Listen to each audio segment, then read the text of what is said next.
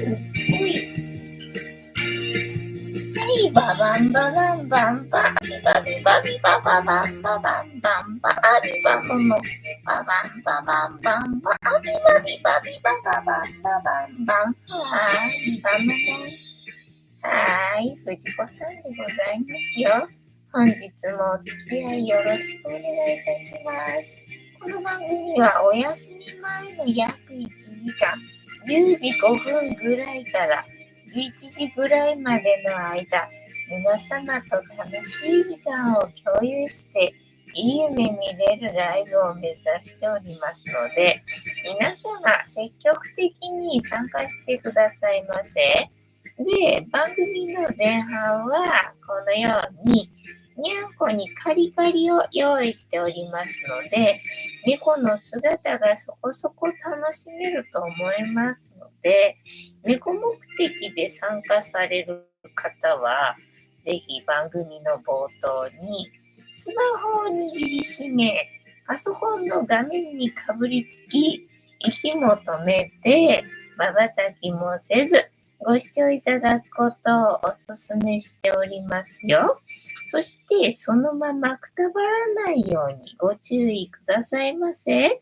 ちゃんとチャンネル登録とグッドボタンを押して、スパチャを投げてからくたばるようにしてくださいね。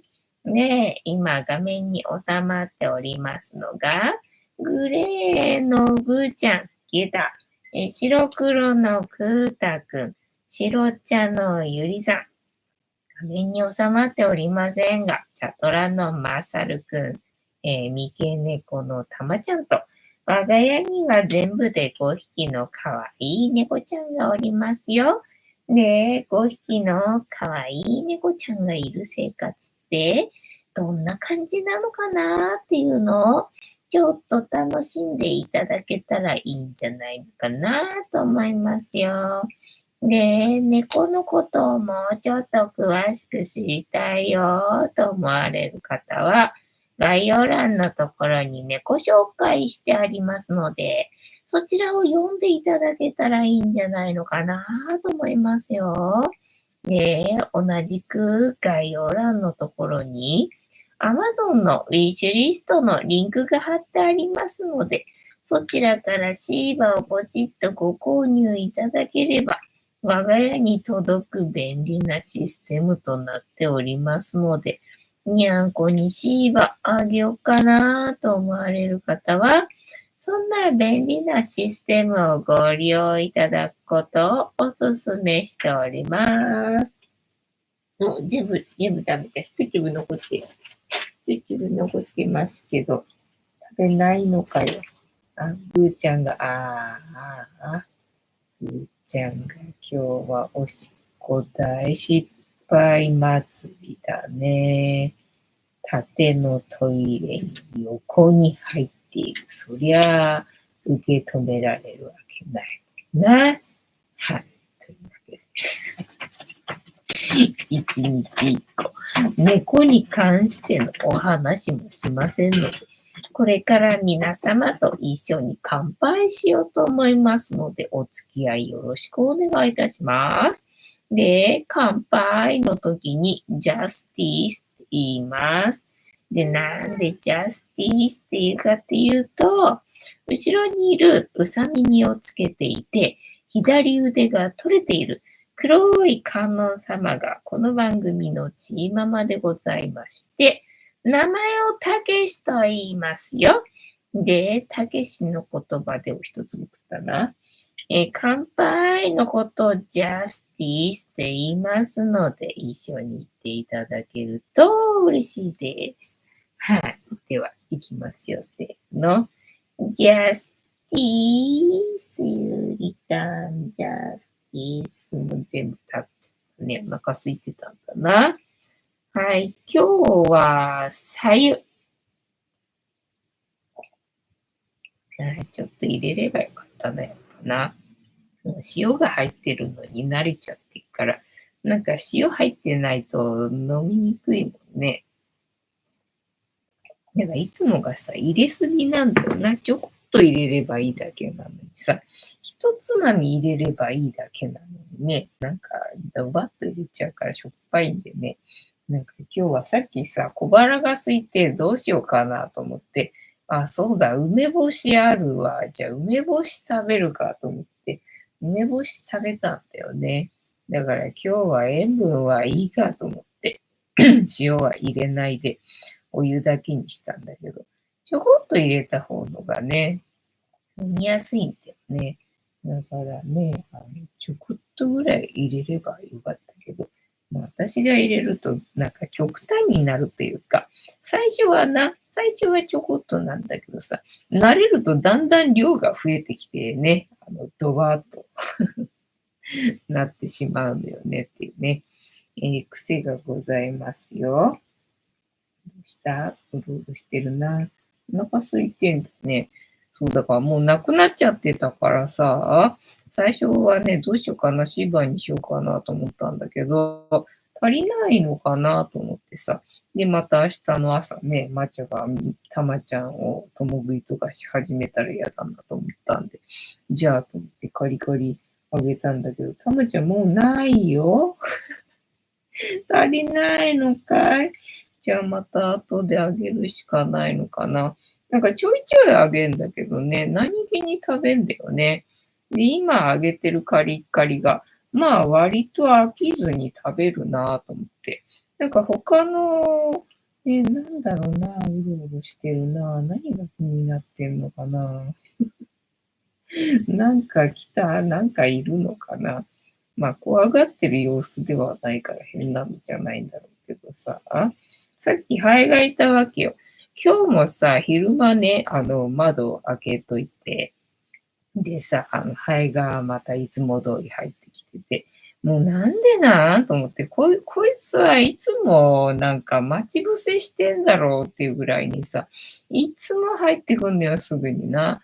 だからずーっと開けといて、だからもう出てってくれって感じでさ、ずーっと開けといたんだけど、もう全然出ていかなくて、結局さっきこの辺うろついてたわけよね。で、さっきクータとマチャが見っけて、ちょっと、じゃれてたんだけど、じゃあこいつ遊びに来たんかと思ったんだけどな。なんかでも、それじゃないみたいなんだ。今みんながそわそわしてるのは。かわいいなっちゃん。靴下好きなのね、まっちゃんね。で、そう、寒くなったからさ、外に行くときもさ、まあ、サンダルでね、歩ってたんだけど、ちょっと裸足だとなんか心もとなくなってきたんでさ、まあ、靴下履いて、で、サンダルでね、うろちょろするようになって、で、ほら、靴下もさ、家に帰ってくるとね、そんなんじゃないんでさ、脱いじゃって、外に出るときだけ履いてるからさ、なんかそんなに履いてないんでね、なんかいちいち洗濯すんのもなと思ってさ、そのままね、脱いだら脱ぎっぱなしでほっといたらさ、そこに大概抹茶がさ、釣れるわけよね。で、今、それになってて可愛かったんだけど、なんかやっぱりハエなのかな。みんななんかに反応してるね。なんかちょっとそわそわして、うろうろして徘徊してる感じだな。なんか、ハエの姿は私には見えないんだけど、にゃんこはなんかを追っかけて、そわそわしてるような様子だね。落ち着かないね。ヨッシーさん、ジャスティス、皆さんお疲れ様です。ヨッシーさん、急に寒くなりましたね。急に寒くなったよね。だから、にゃんこがさ、昨日からね、全員こたつに詰まり始めてさ。で、昨日の夜だったかなはね、寒いっぽいからと思って、ホットカーペットをちょっとつけて、で、寝たかなっていう感じね。ほんと急に寒くなったよね。ちょっと前まで暑くてクーラーつけてたっていうのにさ、ね、そんくらい寒くなったよな。えーっと、急に寒くなりました。ヨッシーさん、台風の影響も心配です。ね、そう、だから夕方今日なんかすげえ風が強くなっててさ、ね、なんか買い物に行こうかななんて思ったんだけど、まあ多少はね、徘徊はしたんだけど、結局ね、獲物はゲットせず、いつも通り手ぶらで帰ってきたみたいな感じなんだけどさ、その間ね、風がずいぶん強くなってきちゃったからさ、なんか、ああと思って、いや、なんかちょっと風強すぎてしんどいから、なんかさっさと帰るかと思って、あんまりね、なんか遠出せずっていうのかな。とりあえず近所うろついて終わったよみたいな感じだったんだよね。風強かったよ、今日ね。てんたまさん、遅くなりまして、こんばんは。よしさん、藤子さんは最近はシェアハウスのお仕事は入ってないのですか？はい、シェアハウスは、大田区が日本でいの一番に、禁止したんだよね。なので、私はいの一番でシェアハウスの仕事はできなくなったので、もうそれからだいぶ経ってるね。5年ぐらいは経ってるのかなって感じなので、やっておりませんね。てんたまさん、こちらは、まだたまにクーラーつけてますよ。ああ、そうなんだね。ほら、だからさ、そうね、数日、ほんとさ、ね、つい数日前までさ、なんかね、暑いからさ、どうしよう、扇風機ね、また持ってこようかしら。どうしようかしらみたいな。で、ほら、服装もさ、なんかほら、暑いからね、と思って。だからね、まあ、夏にはちょっと暑いんだけど、っていうね、ワンピースをさ、なんかね、部屋着にして、過ごしてるんだけど、で、それがね、なかなか片付けられないっていうの、なんかずっと着っぱなしみたいな状態になってたけどさ、ね、なんかこんなモコモコした上着なんか今ね、着ちゃってさ、なんなんって感じな。みやびさん、こんばんは、ボンソワ。うちの母親が野良猫に、えーっと、な、え、夏石というのをあげていました。気に入ったものしか食べないそうです。あ、解析か。解析読めなかった。あるね。解析っていうのな。気に入ったものしか食べない。そうです。そうなんだよ。で、にゃんこすぐにね、好みが変わるんでね。なんか、昨日食べてたと思ったら今日食べないみたいなことがさ、まあ、よくある。でも、ちょっと、ゆりさんは、ね、冬場になるとさ、もふもふしたものが多いんでさ、ゆりさんのトイレパラダイスになってしまうよな。だからみんな寒いからこたつに入りたいみたいなんだけどさ、ふーたが匂いが気になって入れないみたいでかわいそうだったからさ、今日はさ、まあそんなに天気がいいわけではないんだけど、まあ雨ではなさそうなのでさ、全部洗ったわけよね。まあ、それのおかげかわかんないけど、やっぱりね、匂いはしない感じがして、で、クーターも入ってたからよかったよと思ったんだけどな。もう早速ゆりたんにおしっこをされました。って感じ。えーっと、よしさん、レンタルルームのお仕事は、クーラー、そうなんですね。昨夜は寒くてやや風邪気味です。あ、そうだね。急に寒くなったからね、体調管理が難しい感じだよね。てんたまさん、みやびさん、こんばんは。あ、そうで、今日ね、買い物行く途中っていうか、あれか、メルカリでなんか売れたんだ。で、それで U パケットポストミニでね、ポストに投函しに、なんだっけ、ローソンに行く途中でさ、なんかうっすら猫の鳴き声が聞こえる気がしたんだよね。で、あれどこだと思って。ただまあちっちゃく聞こえるから、と思って猫の声が聞こえる気がするけど、気のせいかなと思って、なんかどっかの家で泣いてる猫の声が聞こえてんのかななんて思ったんだけど、なんか思いっきり藪の中にさ、おばちゃんが体突っ込んでなんかしてっから、あ、絶対多分ね、猫にご飯あげてるよねと思って、それの声だよね、多分ねって思ったんだけど、ただほら、そういう時って猫の鳴き声もうちょっと大きく聞こえると思うんだけどさ、なんかあんまりにもちっちゃく聞こえて、あれなんか猫の声が聞こえる気がするけど、気のせいかなって思うぐらいのボリュームだったんでさ、って感じだったんだけど、おばちゃんそこで上げてる割にはなんか猫全然声がちっちゃいけど、みたいな感じだったけど、ただまあ、行動的に怪しすぎるから絶対そこで猫のご飯あげてるよね、みたいな感じだったんだよね。ああ、そっか、猫のね、世話してくれてる人いるんだなと思って、ありがたいななんて思ってな。えーっと、みやびさん、こんばんは。みやびさん、こんばんは。今日は、稼働用のスマホ4台買ってきました。どういうこと稼ぐ用ってこといや、じゃなくて自分で使う用ってことなんか株式投資かなんかで4台必要みたいな感じてんたまさん、猫。猫な。せっかく匂いなくなったと思ったのにな。だからもう全部取っ替えたし、あとは匂いの根源のユリタンを洗ってやんなきゃと思って今日朝からさ、にゃんこにご飯あげる前にユリタンのお尻洗ってさ、なかなか今日は猫のね、トイレ周りの世話を頑張りましたよっていう感じかな。と、よしさん、みやびさん、猫に懐石料理ありえん。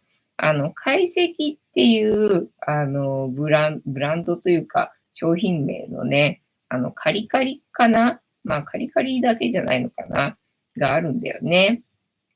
みやびさん、懐石という名前の餌です。それじゃないと食べないんですよね。猫によってそれぞれなんかね、あるみたいだからな。てったまさん、みやびさん、スマホ4台はすごいね。手は2本しかないのに。手は2本しかないのに、どうやって4台使うんですかって感じよな。よしさん。解析という名前の餌ですかそうそうそう。解析料理を振る舞っていると思い驚きました。まあ、解析料理と、解析、ね、餌の方の解析はがっつり味ついてると思うんだよね。で、解析料理の方のがさ、なんか逆に、味薄いんじゃないかと今思ってさ、よしさん、4台だと8万弱の利益ですかすごいですね。もう売るよっていうことか、やっぱり。稼ぐ用だから、なんかね、自分で使う用なのかなと思っちゃったよ。天玉さん、猫に懐石料理を振る舞う母親な、豆だよね。豆だよね。猫用のご飯っていう感じかな。作ってあげたよって感じ。でも、野良猫だからな。野良猫に懐石料理って、なかなかめんどくせえな。てつもさん、朝から頑張りました。そう、頑張りました。なんか、頑張りましたのおかげなのかわかんないけどさ、今日は天岐阜届いてたんだよね。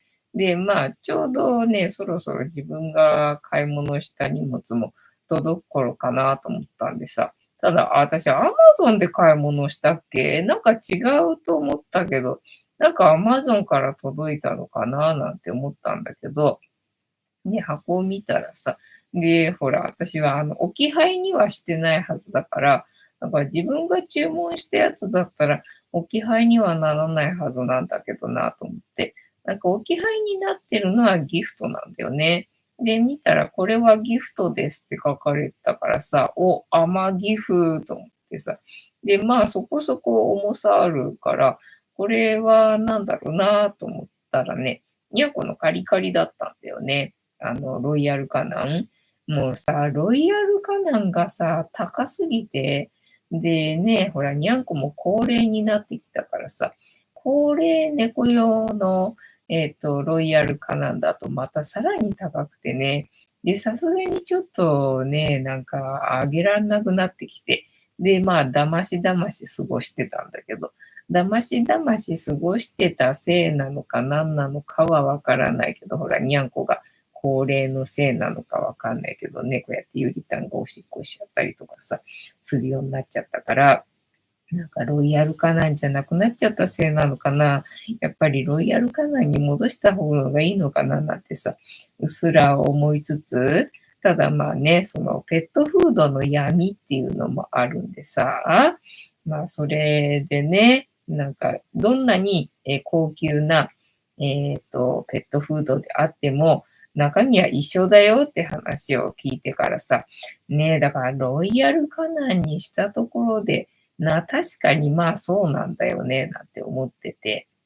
だからまあ、だったら、にゃんこがね、今食べてるカリカリ、好んで食べてるし。で、それは一応、魚ベースのやつをあげてんだよね。ただまあ、魚ベースとは言っても、やっぱりね、カリカリのね、成分を見ると、なんかね、ビーフエキスとかさ、なんか入ってるわけよ。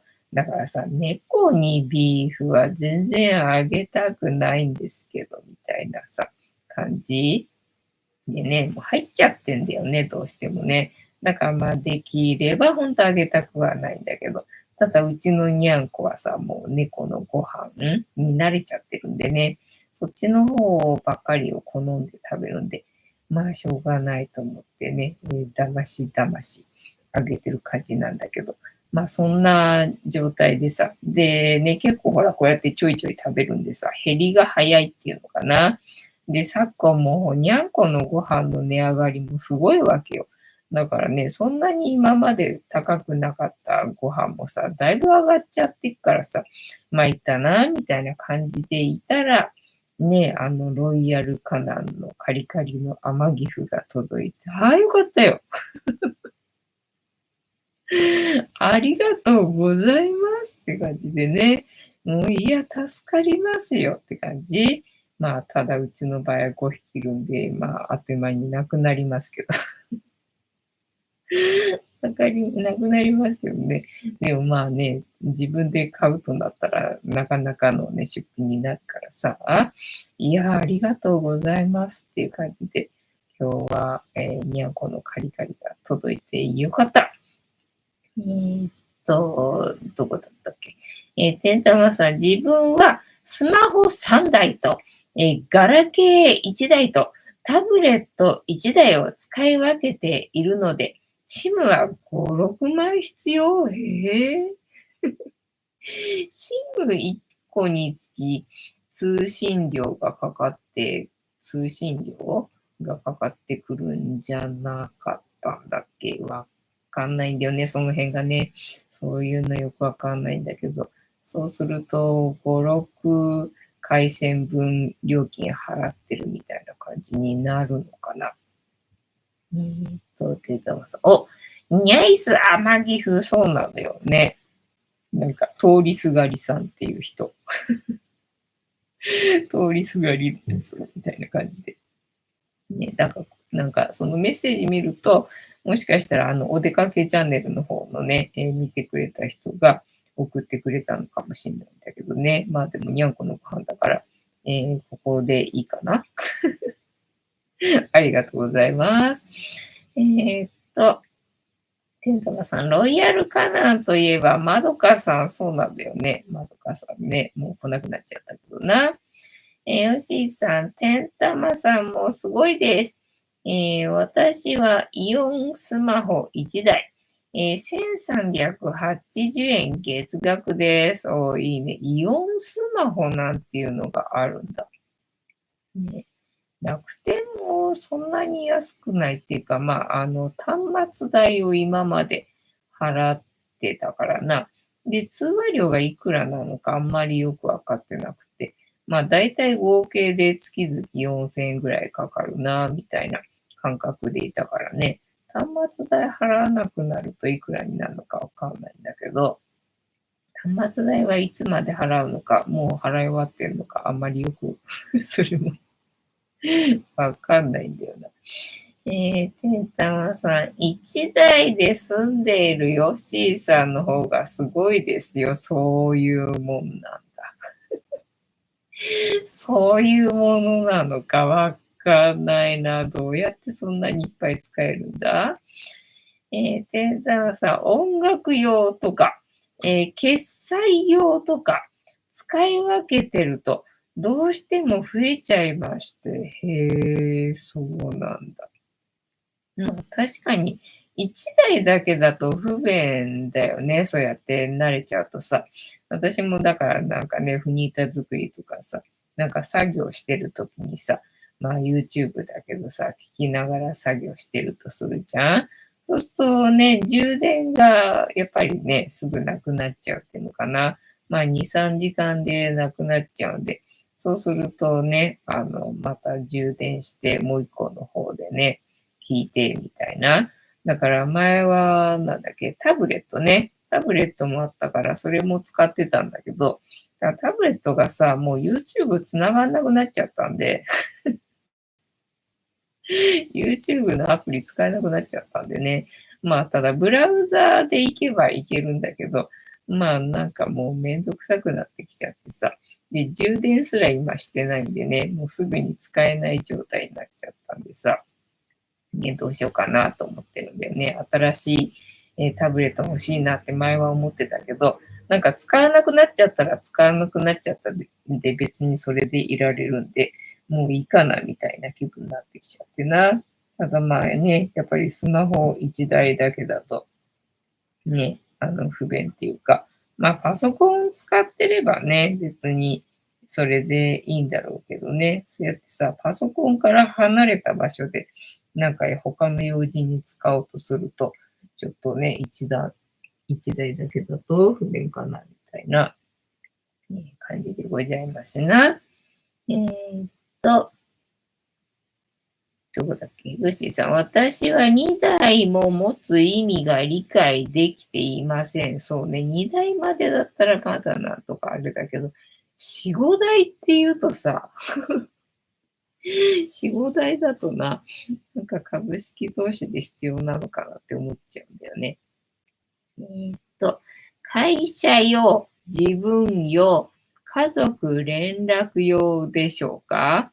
なんかそれだと、なんかね、いろいろと疑惑を持たれそうな使い方よね。てーたまさん、匿名で天城府送るってかっこいいですよね。まあ、匿名っていうか、通りすがりさんっていう、名前だったよ。てーたまさん、みやびさんですか？あ、みやびさんか。みやびさん、自分じゃないです。みやびさん、ウィッシュリストから何か買おうと思ったのですが、複数買うと全部別々の日に届くんですよね。ああ、なるほどね。それでいいのでしょうか？いいですよ。ずっと家にいるから。ずっと家にいるので、ずっとお待ちしてますので、それでいいですよ。てんたんさん、みやびさん、ニャイスウィッシュ。ニャイスウィッシュ。ね、そうだな。じゃあ、みやびさんのためにウィッシュリストのね、品目をもうちょっと増やして、増やしてな、いっぱい買えるようにしといてあげないとな。よしさん、匿名天岐阜は藤子さんのライブを楽しんで、藤子さんの生き方に共感されておられるのでしょうね。あ、そう。なんかね、大概そういう人が送ってくれることが多くって、だからね、その天岐阜を送ってくるな、このライブ見てる人だなっていう感じの人が、ほとんどだったんだよね。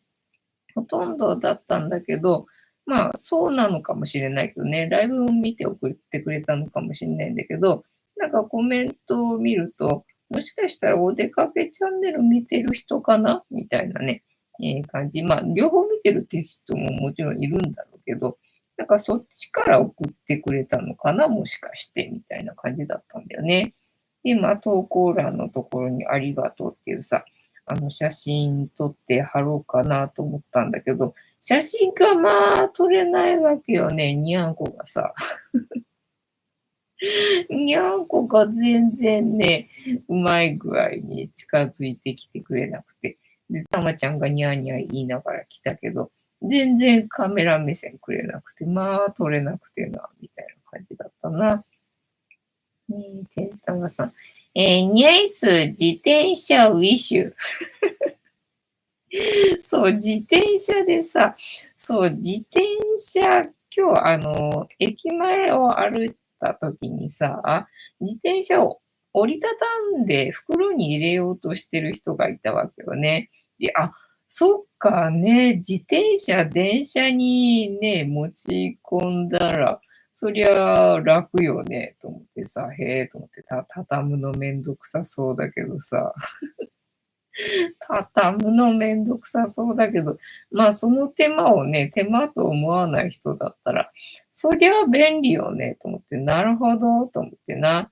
その折りたたみ自転車、そんなにさ、折りたたんだり開いたりする作業が大変じゃなければ、そりゃ便利よねって今、さっき思ったんだよね、見たときね。宮城さん。ーっと、事前の連絡なしで送ってもいいのかわからなかったので、まだ買ってないです。Amazon で自転車を買うのはやめた方がいいかもしれません。なるほど。命がかかってますので。そうなんだ。そういう事件あったの？危険なママチャリ危険なママチャリ事件あったの？そりゃ知らんかったな。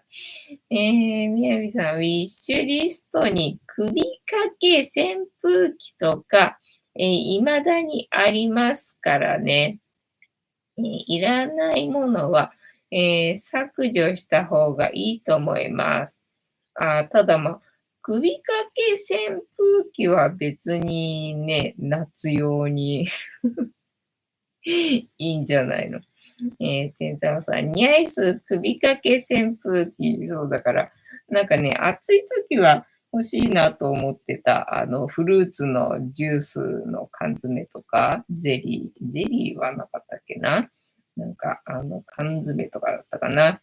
は、削除した気がしたけど、どうだったかな、まだあったかな。ハエが映ってますね。ハエが、フニータに、ね、たけしの次はフニータにだ。この辺ずっとさ、あいつうろうろしてるわけよ。まあ、この辺っていうかね、昼間はキッチンの方にいたかな。ずーっと窓開けてたのに全然出てかないんだもんね。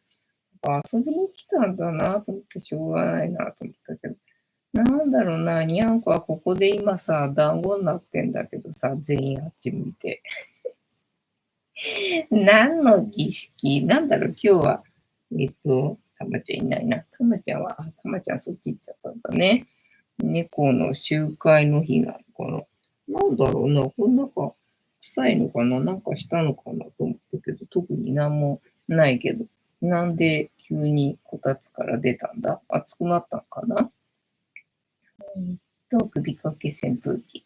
みやびさん、ネット通販で中国メーカーの自転車を買って大怪我した人がいます。ねどうしたらいいのかな。どうしたらいいんだろうね。なんかちゃんとメーカーちゃんとメーカーだったところで違うものが届いてみたいな、そういうことがあるのかな。吉井さん。今はソニーの首掛けエアコンもありますよ。目立たないし買いたいと思ってます。いいね。ね、そうだから夏の節電用とさ、まあね、電気が止まった時の移動手段として、自転車ないからね。だから折りたたみ自転車だったらさ、持ってって、ね、それこそさ、使うってこともできるだろうしね、みたいな感じ。テータはさ、自転車は地元の自転屋さんで購入した方がいいでしょうね。そうなんだね。そう、自転車屋さんじゃないんだけどさ、前、その辺の商店街のところにさ、中華屋さんがあったわけよね。ただまあ、その中華屋さんも人気だったみたいでさ、いつもなんか行列になってるなぁなんて思ったんだけど、まあ、高齢なのかなんだかわかんないけども、いつの間にかね、もうやんなくなっちゃったんだよね。なんか閉まってることが多いなぁなんて風に思ってたんだけど、なんかそのままフェードアウトしちゃった感じで、いつの間にかなんか終わっちゃったなっていう中中華料理屋さんなのかながあったんだけど、そこがさ、昨日だったかな、前通った時にさ、オープンしてたんだよね。で、あれと思って、なんだろう、復活したのみたいな感じだったんだけど、なんか様子違うなと思って店の中覗いたらさ、なんかバイクとかが止められてて、すげえ狭そうなのにさ、どうやって入れたのって思う感じでさ、なんかバイクかなんかがあってさ、あれ全然中華料理関係ないお店になってたね。へえ、知らんかったみたいのがあったな、昨日そういえばな。うるさいな。なんで夜になってこんな騒ぎ始めたのかな、あのハエな。夜行性なのかな、ハエも。えーっと、みやびさん、ネットで買ったものだと、修理を断られることもあります。あ、そうなんだね。じゃあもう、ね、移動しないっていうことでいいか。あ、そうそう。だから自転車ね、ちょっと欲しいかなって思ったの。あれか、買い物でにゃんこの缶詰とかな。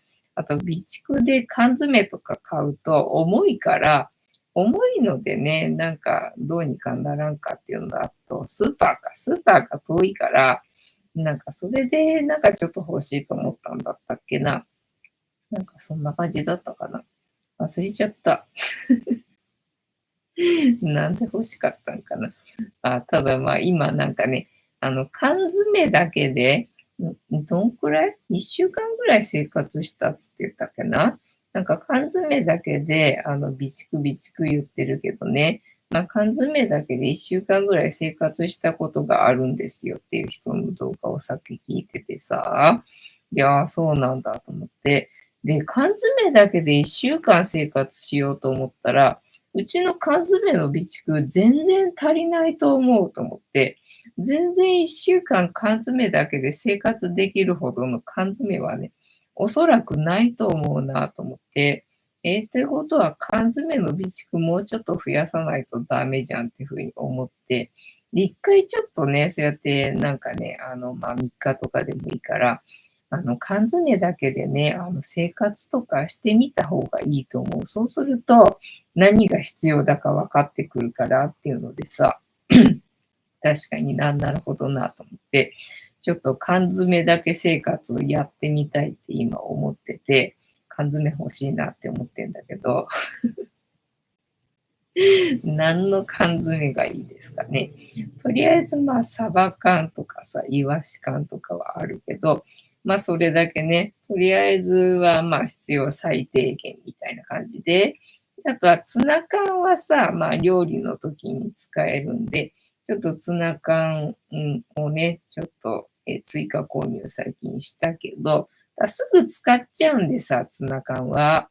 だからまあね、もうちょっとツナ缶はあってもいいとは思うんだけど、あと何かねと思って、なんかフルーツの缶詰だとさ、まあちょっとは買ったけどさ、夏場のね、なんか食べたいなって思う時期にちょっと買ったけどさ、高いんでさ、なんかあんまりね、買えないなみたいな感じでいて、で、涼しくなってきたからさ、ちょうどそんなにね、なんかフルーツの缶詰は今食べたいなっていう気分ではなくなってきてよかったよとは思ったんだけど、やっぱりその人が言うには、そのね、缶詰だけ生活をすると、フレッシュなものがね、欲しくなると。まあ、フレッシュなもの欲しくなるけど、まあ、手に入らないからこういう生活をしてるわけだからね。で、そういう時に、じゃあ何が必要かってなったら、やっぱりね、フルーツの缶詰にだいぶね、助けられたから、フルーツの缶詰は多めにあった方がいいと思うっていうのと、あと甘いものがね、欲しくなるんだって。だから甘いものは用意しといた方がいいですよ、みたいな話をしてて、フルーツ缶が甘いものって考えたらね、フルーツ缶をちょっとね、もうちょっと増やした方がいいのかなぐらいな感じだけどさ、なんかね、食事としてね、食べる缶詰だけで生活するにはちょっと缶詰の備蓄足りんな、みたいな感じだよ、今ね。どこだっけ。吉井さん、自転車はパンク修理もありますから、それできないな。そっか、故障しやすいから、ね、自転車屋さんで直してもらう必要があるってことね。自転車屋さんなんかないもんな、この辺な。てんたまさん。首掛けエアコンですと、未来の道具みたいですね。そっか、首掛けエアコン目立たないっつったもんね。涼しいのかどうなのか、わかんないよね。使ってみればいいんだろうけど、買って。ね、なんだっけ、扇風機がさ、なんだっけ、小さいのだと全然ね、暑さ対策にはならんよっていう実験してる人がいたんでさ、なんかちょっと思い出してな。天様さん、被災した時は、もうなんだよ。サバ缶1個あれば、1日いけますよ、多分。ね、そうだね。ただ、1週間じゃないかもしれないよね、実際にはね。もっともっとかもしれないよね。そうなった時に、もうね、ほんとね、1週間だったかな、その人は。缶詰生活して、もううんざりだったらしいんだよね。もう缶詰うんざりだったんで、でね、これは缶詰の種類が豊富にないと乗り切れないっていうね、体験をしたんだって。で、確かにそれ前にもさ、言ってる人がいて、もうとにかくね、ありとあらゆるいろんな種類の缶詰を用意しておいた方がいいですよって言ってる人いて、でね、今日の人のその話を聞いて、やっぱりそういうもんなんだな、なんて思ってさ。だからもうほんとね、変わった缶詰を、なんかね、見っけちゃ買ってくるらしいんだよね。確かにな。そういう思いすればそうなるかもしれないなって思ってさ。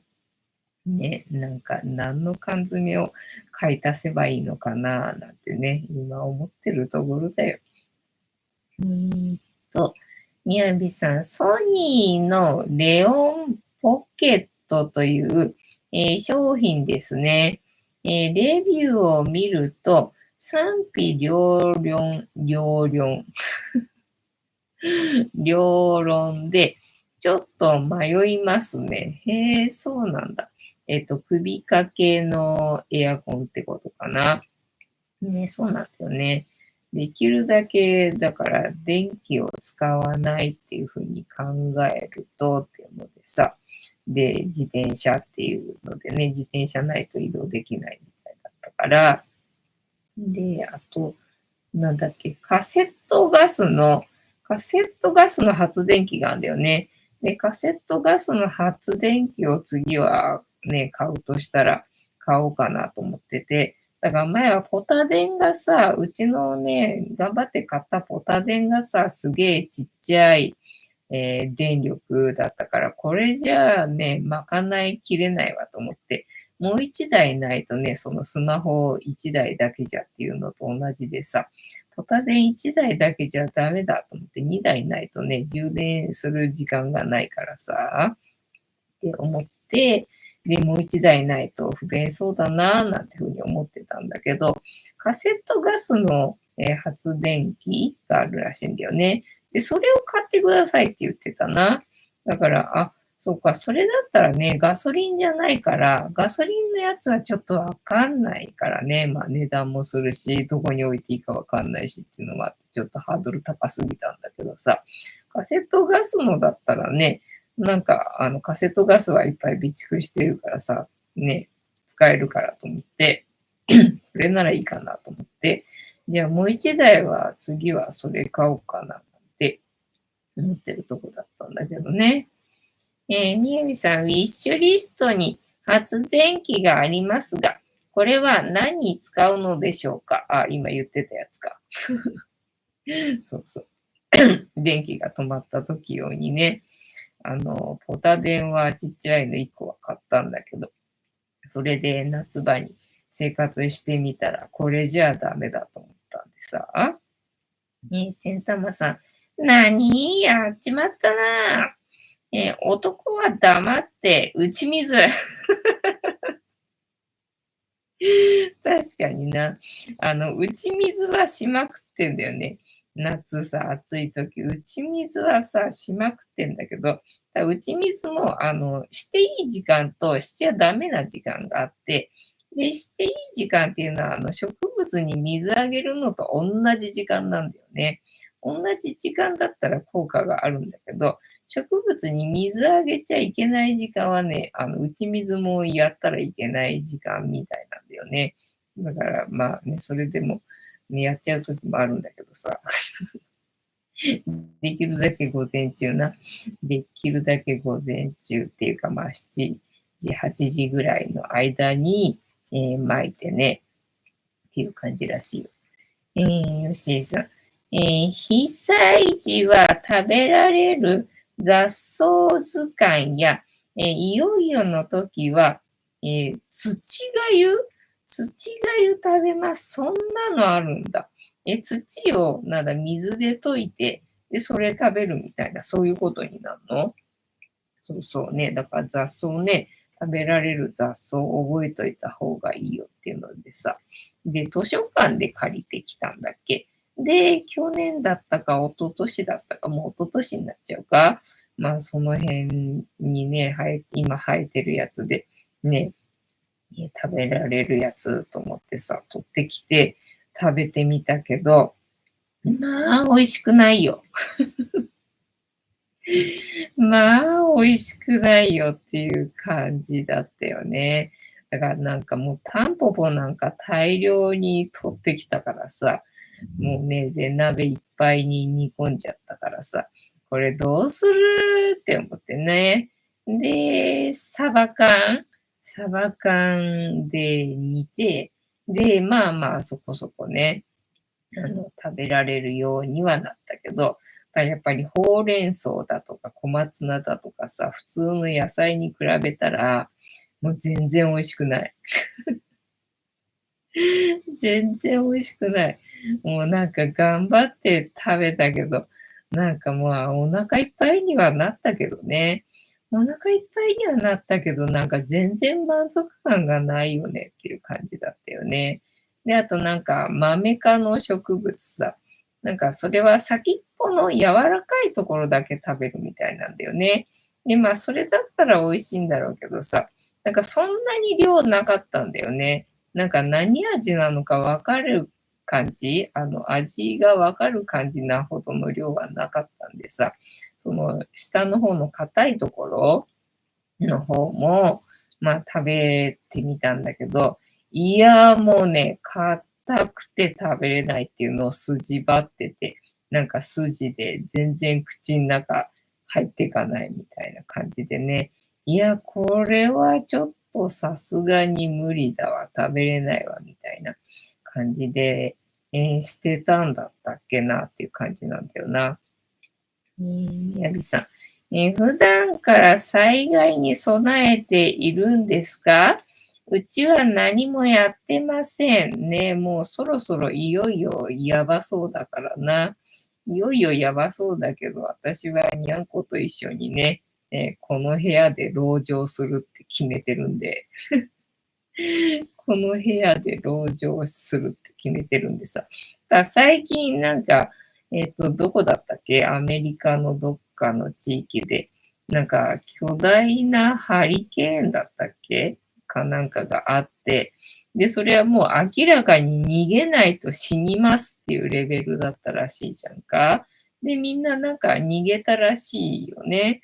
だからそういうのがあった時に、ね、自転車がね、必要かななんてふうに思って、で、自転車と、あとはまあね、その電気止まるよって話だったんでさ、電気使えなくなった時のこと考えて、みたいな、感じよ。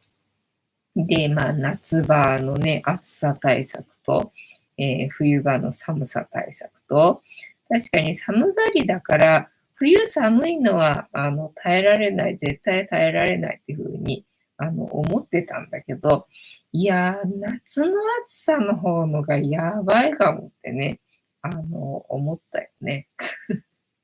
今年の夏はな。ーっと、天玉さん、うちも何も。ね、天玉さんのところはもう多分四国がやばいから、四国の場所的にもうすでにやばいからね、移動、避難した方がいいと思うよね。籠城しないでな。よしさん、その通り、土を何度もろ過して、食べるそうです。味はかなりまずいでしょうね。ろ過したところでさ、ろ過したら水にならない。ろ過したら水になるんじゃないのか。生き残るためです。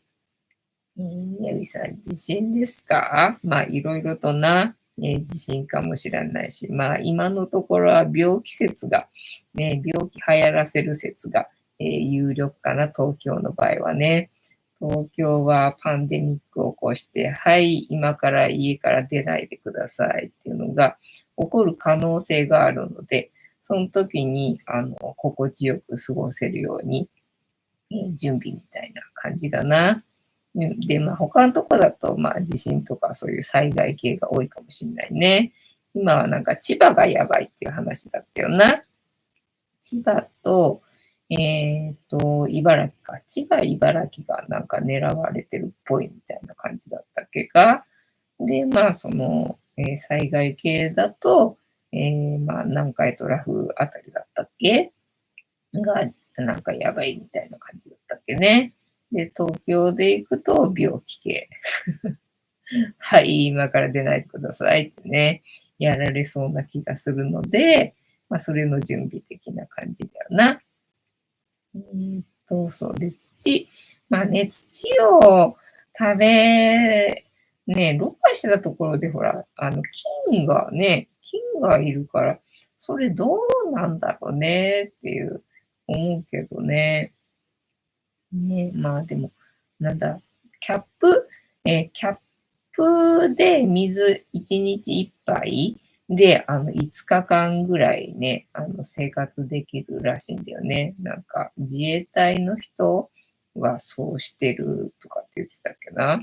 なんかね、キャップ1杯の水で、それだけだから、避難袋の中に、そんなにたくさん、食べ物って入れてなくて、なんか、本当に缶詰1個みたいな、そんな感じで、ペットボトルの水が、まあ、2、3本あったかな。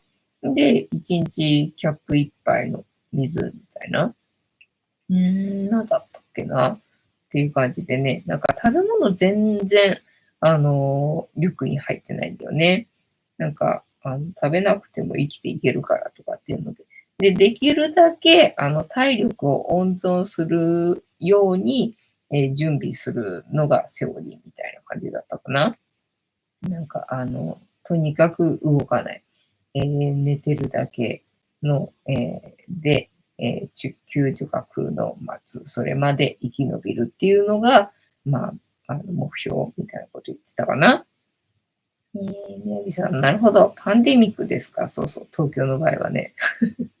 いろいろと方法はあると思うんだけどな。そんな感じみたいだよ。みたいな、感じでございます。てなわけで、突然、取れないぞ。突然始まるアファメーションタイム。この言葉をみんなで一緒に3回言いますので、お付き合いよろしくお願いいたします。みんなの波動が上がれば、世界の波動も上がる。地球のために言うぞ。はーい、アファメーションタイム。では、行きますよ。せーの。はあ、よかった。よかった。ああ、よかった。はーい。そういえばさっきさ、うんこ踏んだんだよね。全然良くないじゃんね。さっきなんかタカちゃんかな騒いでたかな。うんこ踏んだんだけどさ、踏んだんだけどめちゃくちゃ硬いうんこだったから全然、なんともなかった。だから良かったのかな。はい。よしさん、土がゆ食べずによかったね。土がゆだけはちょっと勘弁したよな。まあ、だけはってわけではないけど、他にもいろいろあるけどさ、絶対食べたくないものはあるけど、それはちょっとね、嫌だね。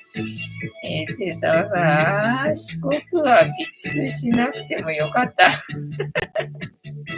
もうそもそも違うところに逃げないとダメだよみたいな感じな。宮城さん、どこも2回戦審査が通ってよかった方を取ったんだ。おめでとうございます。追加で iPhone13 が2つ来ます。買いまくってんな。書いたさ、缶詰あってよかったね。そうだ、缶詰をね、ついて貸しとかないとな。なんか物色しとこうな。というわけで本日もお付き合いありがとうございました。次回も見てくれるかな？はーい。いいとも。じゃんけんぽい。はい。ではでは、いい夢見てね。おやすみなさい。バイなら。